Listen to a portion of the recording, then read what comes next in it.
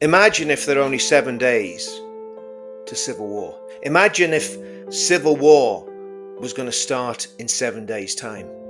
And what would those 7 days look like leading up to the most tragic and momentous of events? Well, here's a little piece that I did. I was thinking about this and I was thinking, what would it look like? How would a civil war happen? So this is a fictitious account. All of these things that I talk about in this video have happened, but they haven't happened consecutively and they haven't happened in the same place. But here's my scenario. All of these ideas have been played out in the last 3 or 4 decades, whether in Northern Ireland or on the mainland. Day 1, Speaker's Corner, Sunday. A young Christian evangelist with fire in his belly is down there Sunday after Sunday, putting it on the Muslims, telling them about the Lord Jesus and telling them that they are in error, that they are deceived, and that they need to come to a knowledge of the truth. But halfway through the afternoon, after being blasted with the truth of the gospel, the jihadi mob become irate and they descend on this young lad. He's no protection with him, he's nobody around him, he's only been going to the corner a few weeks, he doesn't know anybody. They start punching him and kicking him. He's on the floor, and then a cold flash of a blade rips into his skin, and again and again and again, and quickly the blade is gone, the masked attacker has disappeared, and the young Christian lies dead in Speaker's Corner. There's a silence comes across the corner. Nobody knows what to do. Nobody knows how to handle this situation. There's a man dead. A murder in the home of free speech.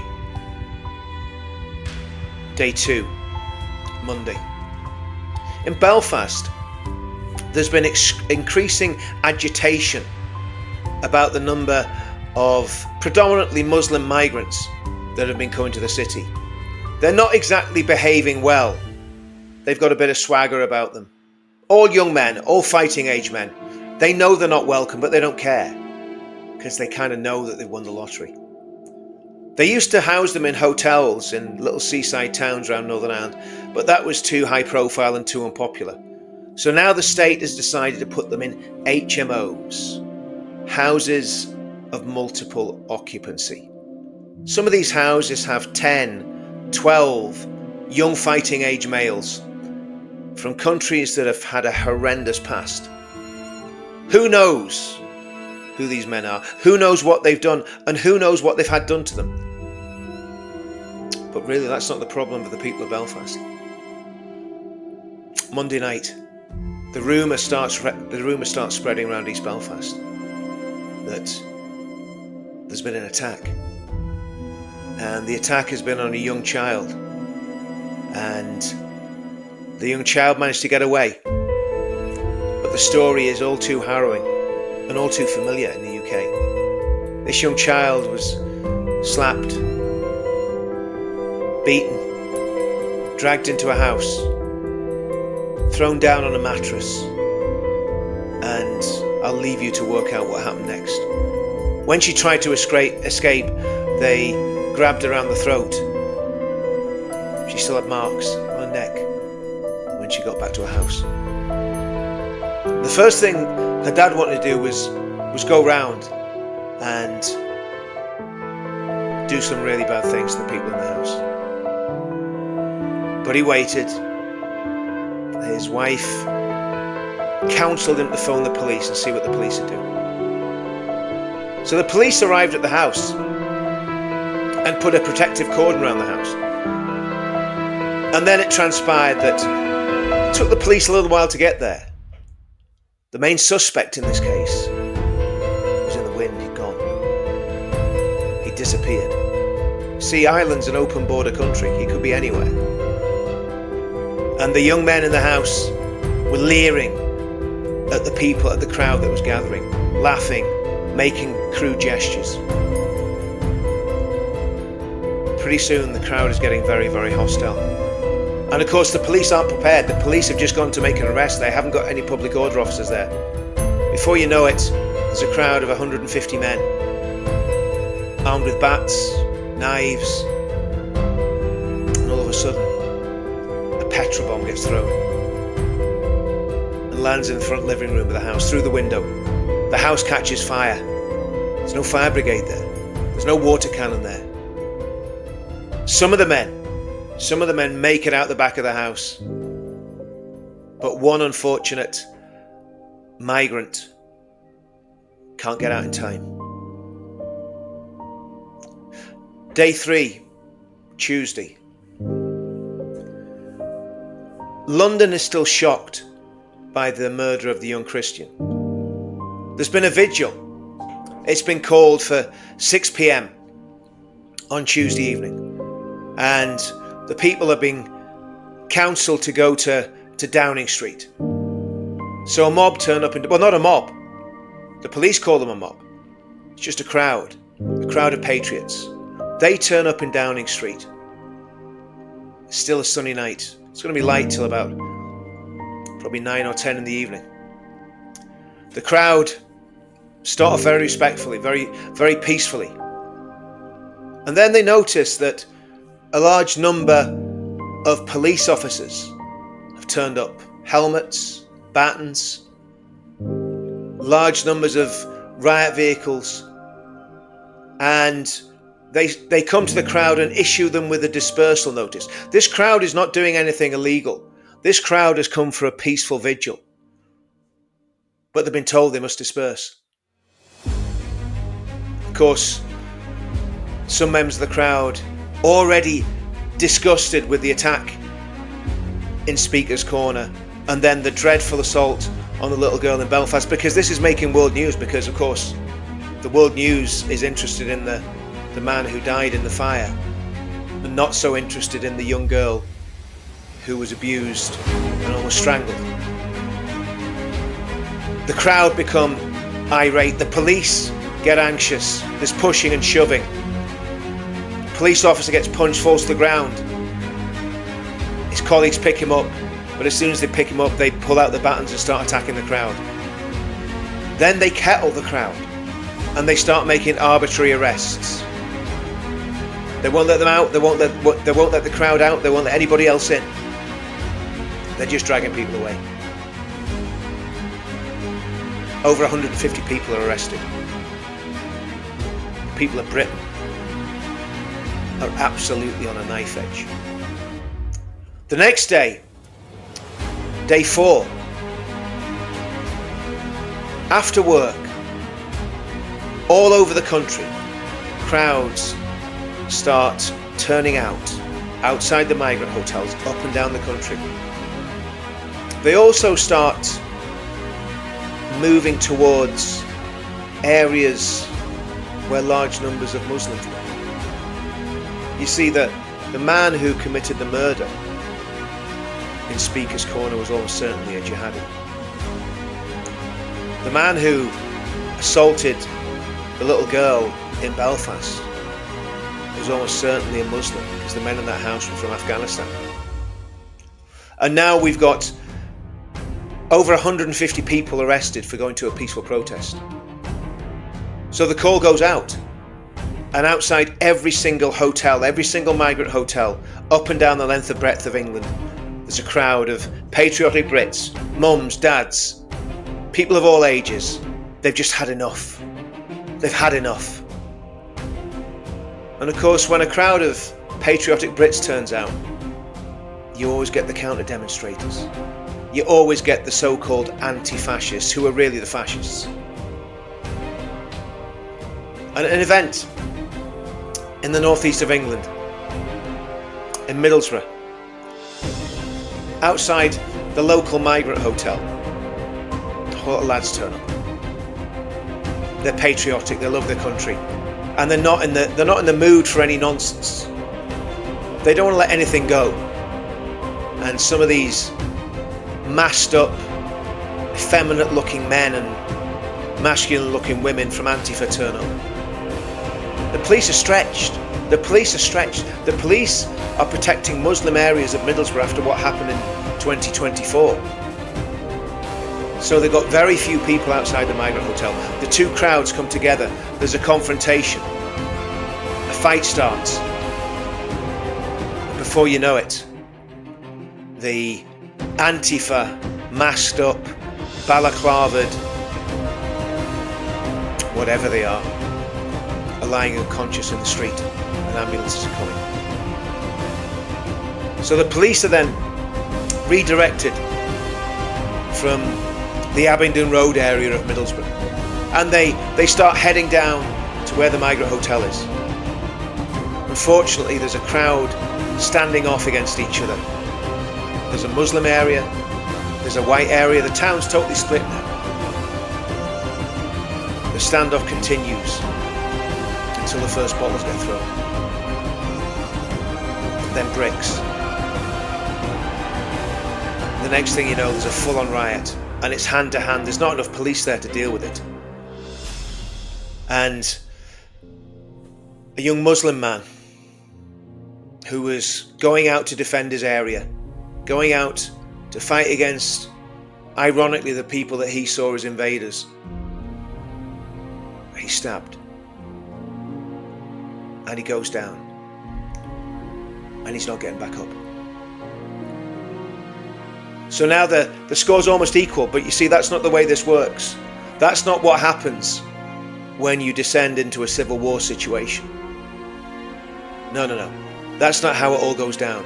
When it's happened, when the blood starts flowing in the streets, it very quickly becomes tit for tat. Riots spread right the way throughout the country. The police already are finding it impossible to cope.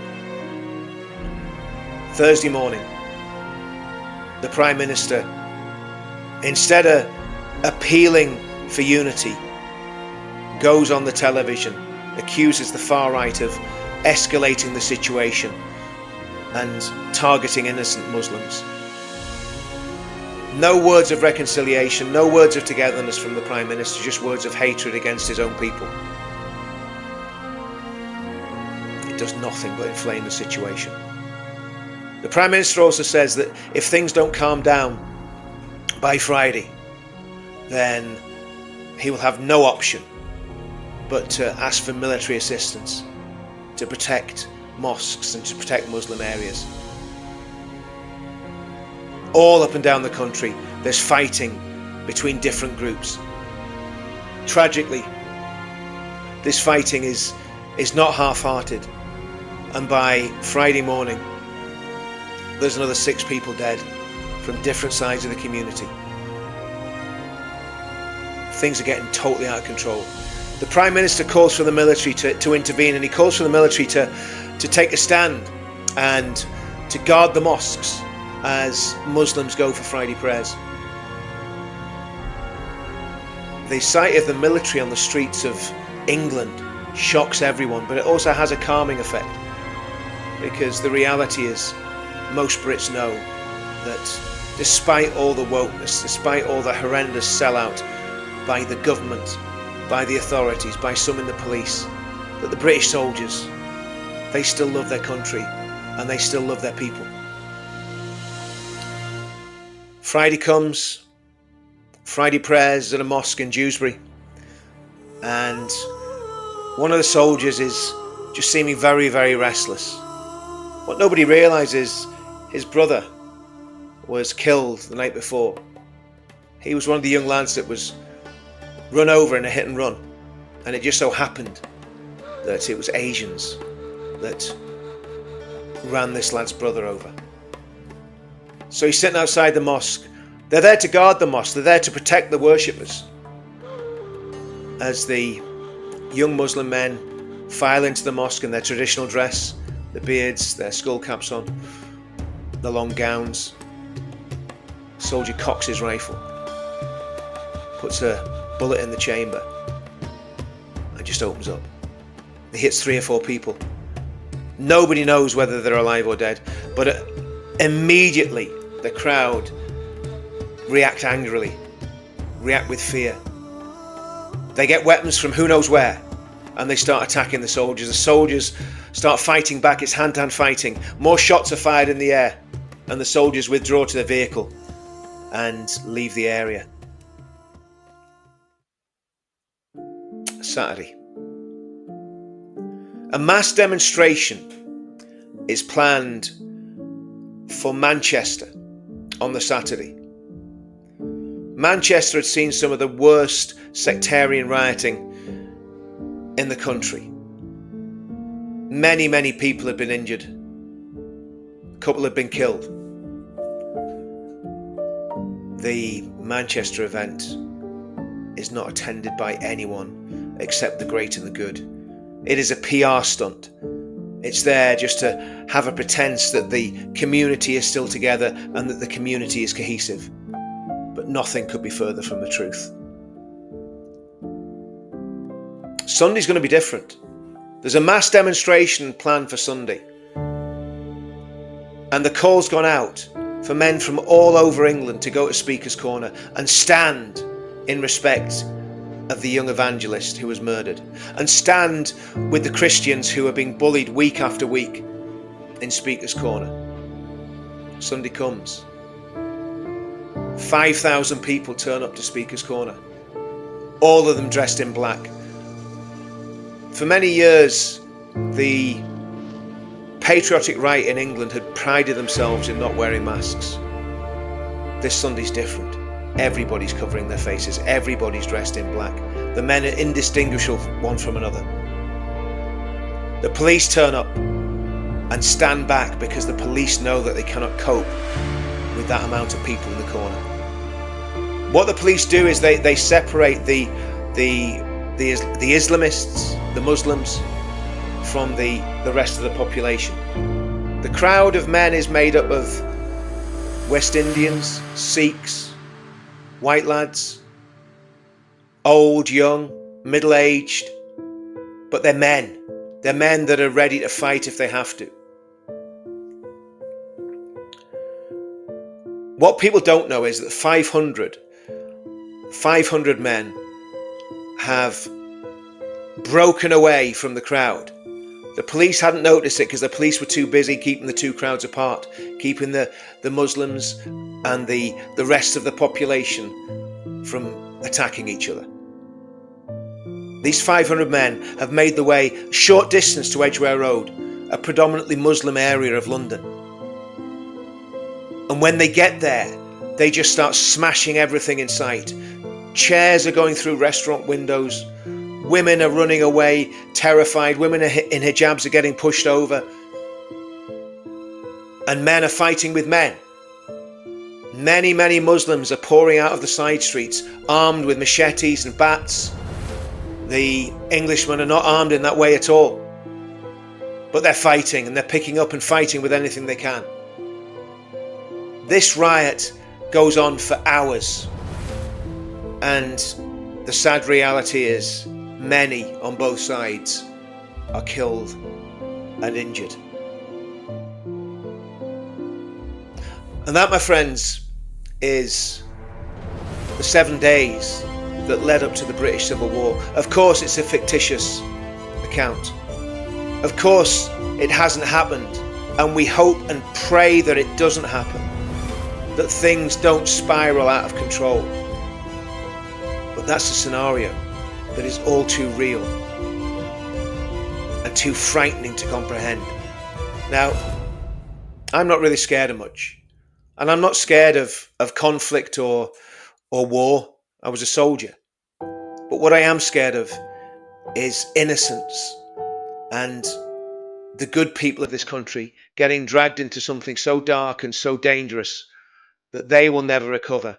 And if the country ever recovers, it will take generations to work out what happened and for the nation to heal. How do we prevent this happening? I don't know that we can. But what we have to do is have cool heads and cool minds. And when we look at what the people do on our side, the patriotic side, we're not talking about these crazy ethno-nats. We're not talking about the crazy left. We're talking about the decent people, the people that come to the United Kingdom demos, the people that come to demonstrations that I've organised, that Tommy Robinson's organised. Those sort of demonstrations. You see, what the state doesn't realise is we're doing the opposite to what they're thinking. We're calming things down. We're allowing people to vent their anger in a peaceful manner, in a non-racist manner. Yes, we're very concerned about the ideology of Islam. We're very concerned about the plans that Islamists have for our country. But we're also very accommodating to people that genuinely want to live in peace. And many of our number are from many different backgrounds. When we're talking about uniting the kingdom, we're talking about uniting everybody that loves the United Kingdom, irrespective of race or religion. And yet, we've got to be honest, and we've got to acknowledge that there is a massive problem in the Islamic community in the United Kingdom. And it's a problem that the British public have noticed. 52% of Brits are now saying that they're very concerned about Islam and the threat it poses. So that scenario is something that could happen. It could happen very quickly. I hope and pray that it doesn't. Every single one of those events I outlined has happened in the United Kingdom in the last 40 years. Every single one of them. They might not have had the same catastrophic end, but those scenarios have played out in the United Kingdom in the last 40 years. And most of them, apart from one of the incidents, the shooting that happened in Belfast, and it was in the 1990s, and the guy that was shot didn't die. But the reality is that everything else has happened within the last 10 years that I spoke about. So we need to be on our guard. If we want peace and we want this country to succeed, we need to work out a plan and a strategy. And I believe we've got it. We've got it with Unite the Kingdom. We've got it with the Pledge. We've got it with Advance UK. And dare I say it, one of the other spokes of that wheel is Christianity, real, strong, biblical Christianity, where you love your enemies, where you're praying for those who persecute you, where you're praying to God that these things may never come to pass. So make of that what you will. It's not a happy video. It's not meant to be. It's a scenario of what could happen. There's a lot more I could have said. We could have gone into a lot more detail about how things might go down. All I'll say is we better pray and hope that God intervenes and we don't find ourselves in that situation. See you all soon.